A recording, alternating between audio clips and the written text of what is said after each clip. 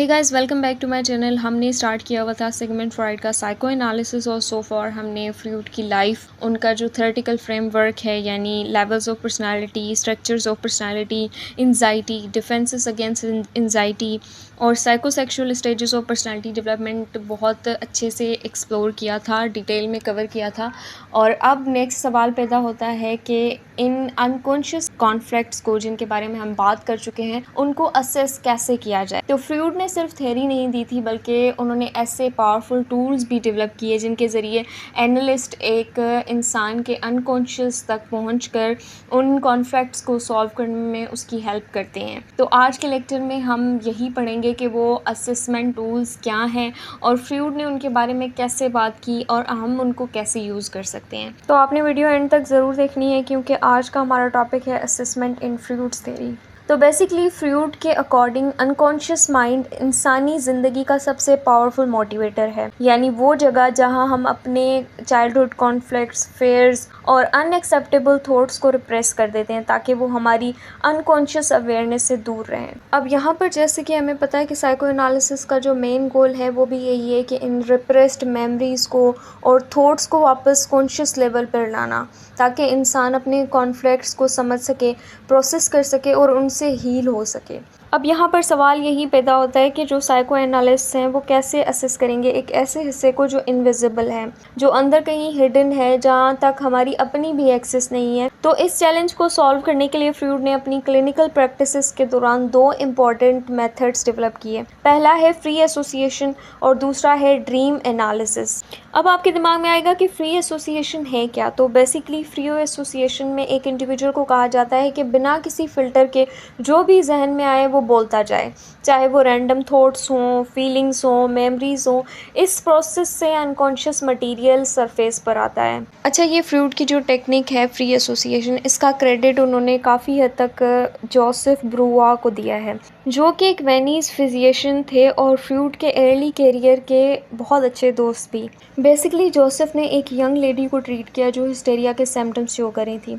उन्होंने उसे हिप्नोटाइज़ किया और हिप्नोटाइज़ करने से उनके जो अपने रिप्रेस्ड ट्रॉमेटिक इवेंट्स थे वो उनको याद आना शुरू हुए, और जब उन यादों को रिलीव किया गया तो उनके सिम्टम्स में रिलीफ मिला। तो फ्रूड ने इस प्रोसेस को कहा कैथारसिस, जिसका मतलब बनता है प्यूरिफिकेशन या इमोशनल रिलीज़। अच्छा, इनिशियली फ्रूड ने भी हिप्नोसिस यूज़ की, लेकिन कुछ प्रॉब्लम्स आई। कुछ लोग हिप्नोटाइज़ नहीं हो पाते थे और जो लोग होते थे उनको हिप्नोसिस के बाद कुछ भी याद नहीं रहता था। इस वजह से फ्रूड ने हिप्नोसिस छोड़कर फ्री एसोसिएशन डेवलप की।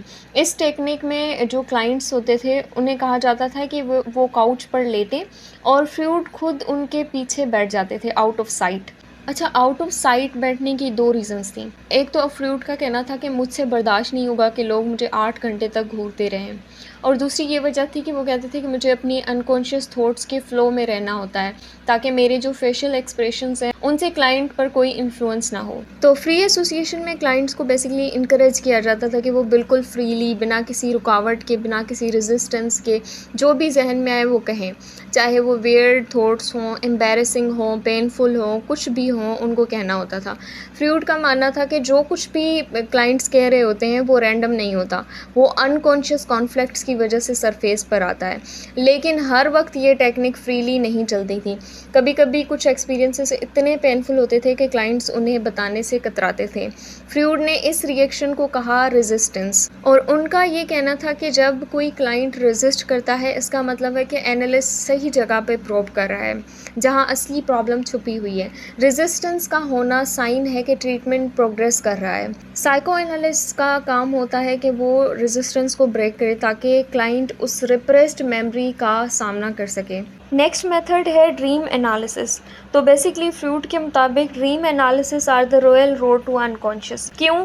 क्योंकि जब हम सोते हैं हमारा जो अनकॉन्शियस माइंड है वो रिलैक्स करता है, और तब हमारे जो रिप्रेस्ड डिज़ायर्स और कॉन्फ्लिक्ट्स होते हैं वो सिंबॉलिक फॉर्म में ड्रीम्स के थ्रू सामने आते हैं। तो psycho analyst in dream symbols को इंटरप्रेट करके ये समझने की कोशिश करते हैं कि क्लाइंट्स का जो अनकॉन्शियस है उसमें क्या छुपा हुआ है। ये मेथड फ्रूड की थ्योरी का कोर बन गया, जिसके ज़रिए हम अपने डीप अनकॉन्शियस कॉन्फ्लिक्ट्स को समझकर हीलिंग और सेल्फ अवेयरनेस की तरफ बढ़ सकते हैं। जैसा कि फ्रूड ने कहा कि ये जो ड्रीम्स हैं वो सिंबॉलिक फॉर्म है जिसमें रिप्रेस्ड डिज़ायर्स, फेयर्स और कॉन्फ्लिक्ट्स छुपे हैं।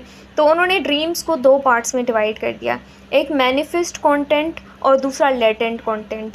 मैनिफेस्ट कंटेंट जो ड्रीम में एक्चुअली होता है, जैसे अगर हम भाग रहे हैं या कोई एक्टिविटी कर रहे हैं, वो एज इट इज़ ड्रीम में जो होती है उसे फ्रूड ने कहा मैनिफेस्ट कंटेंट। और लेटेंट कंटेंट इसका मतलब है वो हिडन मीनिंग जो सिंबल्स के थ्रू एक्सप्रेस हो रही होती है। सपोज़ अगर पानी कोई देखता है तो वो सेक्सुअल डिज़ायर्स को रिप्रेजेंट करता है। अगर कोई घर देख रहा है तो घर का सिंबल अक्सर सेल्फ को रिप्रेजेंट करता है। फ्रूड ने देखा कि कई सिंबल्स ऐसी हैं जो रिपीट होती हैं अक्रॉस डिफरेंट क्लाइंट्स, यानी इन ड्रीम्स का मतलब पर्सनल भी हो सकता है, मगर कुछ ऐसी सिंबल्स हैं जो यूनिवर्सली शेयर्ड मीनिंग रखती हैं। तो dreams according to Freud are the royal road to unconscious. उसके थ्रू हम उस हिस्से तक भी झांक सकते हैं जो अनकॉन्शियस है, जो विजिबल नहीं है, जो हमारे कॉन्शियस माइंड से छुपा रहता है। तो इसी सोच को लेकर फ्रूड ने कुछ ड्रीम्स के सिंबल्स को, यानी दोनों कंटेंट और उनकी मीनिंग को यहाँ पर कुछ टेबल में बयान किया है। अच्छा, ये आप लोगों को एक टेबल सी शो हो रही होगी स्क्रीन पे। ये फ्रूड ने दिए हैं dream symbols are events and their latent psychoanalytic meaning. तो पहला जैसे उन्होंने लिखा हुआ है स्मूथ फ्रंटेड हाउस, यानी मेल बॉडी, ये रिप्रेजेंट करता है मेल बॉडी को। इसी तरह उन्होंने कहा है कि जो हाउस होता है बैल्कनीज़ के साथ, वो फीमेल को रिप्रेजेंट करता है। किंग और क्वीन जो होते हैं वो पेरेंट्स को रिप्रेजेंट करते हैं। स्मॉल एनिमल्स जो होते हैं वो चिल्ड्रन को रिप्रेजेंट करते हैं। चिल्ड्रन जो होते हैं वो जेनिटल ऑर्गन्स को रिप्रेजेंट करते हैं। इसी तरह इन्होंने ये टेबल दिया हुआ है जिसमें बहुत सारे सैम्पल्स हैं और इनकी इंटरप्रिटेशन है, ये आप खुद ही देख लें। जैसे फ्रूड के मुताबिक ड्रीम्स हमारे अनकॉन्शियस कॉन्फ्लिक्ट्स को कंडेंस्ड और इंटेंस वर्जन होते हैं। ये एक ड्रीम के इवेंट के पीछे मल्टीपल मीनिंग्स और सोर्सेस हो सकते हैं, जैसे बॉक्सेस, बालकनीज और डोर्स, ये सारे सिंबलाइज करते हैं फीमेल बॉडी को। लेकिन फ्रूड ने ये भी वार्न किया है कि सिंबल्स का यूनिवर्सल मीनिंग ज़रूरी नहीं होता। कभी कभी सिंबल्स का मतलब इंडिविजुअल स्पेसिफिक भी हो सकता है, जो कि सिर्फ एक इंडिविजुअल से पर्सनल एक्सपीरियंस से रिलेटेड हो सकता है। इसी तरह अगर हम ड्रीम ओरिजिन्स की बात करें तो फ्रूड का कहना था कि ड्रीम्स का जो सोर्स है सिर्फ साइकोलॉजिकल नहीं बल्कि फ़िज़िकल भी हो सकता है, जैसे बेडरूम का टेम्परेचर क्या है, किसी पार्टनर का टच करना, या फिर इंटरनल बॉडी सिग्नल्स, फीवर है या उनको स्टमक में पेन है, ये सारी चीज़ें भी ड्रीम को ट्रिगर कर सकती हैं। अब यहाँ पर मैं आप लोगों को एक और बात बताती हूँ कि ये जो फ्री एसोसिएशन है और ड्रीम एनालिसिस है, दोनों टेक्निक साइको एनालिसिस को बहुत सारी रिप्रेस्ड मटेरियल रिवील करती हैं, लेकिन ये सारा जो है वो सिंबॉलिक और डिस्गाइज्ड फॉर्म में होता है। थेरेपिस्ट का काम होता है कि वो फ्रेगमेंट्स को जोड़ कर डिकोड करे और इंटरप्रेट करने की कोशिश करे। जैसे कि फ्रूड ने कहा था कि एक आर्कियोलॉजिस्ट का जैसे काम होता है कि पुरानी और बरी हुई सिविलाइजेशंस के टुकड़े जोड़कर वापस उन्हें रिकंस्ट्रक्ट करता है, वैसे ही साइको एनालिस्ट इन फ्रेगमेंटेड या बरीड मेमोरीज से एक इमोशनल रियलिटी को समझने की कोशिश करता है। और इसीलिए एक क्लाइंट के अनकॉन्शियस कॉन्फ्लिक्ट्स को अनकवर करना डिपेंड करता है कि एक एनालिस्ट के जो अपने स्किल्स हैं, ट्रेनिंग है, इनसाइट, वो कितनी स्ट्रॉन्ग है। अब यहाँ पर हमारा जो लेक्चर है असेसमेंट इन फ्रूट्स थ्योरी ख़त्म होता है और इसमें हमने दो मेजर टूल्स के बारे में पढ़ा है, एक फ्री एसोसिएशन के बारे में पढ़ा है और दूसरा ड्रीम एनालिसिस के बारे में पढ़ा है। अब दोनों टूल्स में जो बहुत ही इंपॉर्टेंट चीज़ है वो थेरेपिस्ट की अपनी एबिलिटी है टू इंटरप्रेट, कि कितने अच्छे से वो एक क्लाइंट के ड्रीम्स को और उसकी जो प्रोवाइडेड इन्फॉर्मेशन है इन फ्री एसोसिएशन उसको कैसे इतने अच्छे से इंटरप्रेट करता है कि क्लाइंट को हेल्प मिले। क्योंकि एक अनकॉन्शियस माइंड को एक्सेस करना बहुत ज़्यादा मुश्किल है, लेकिन इसके हमेशा क्लूज़ मिलते हैं इंसान को in what a person says, feels and dream.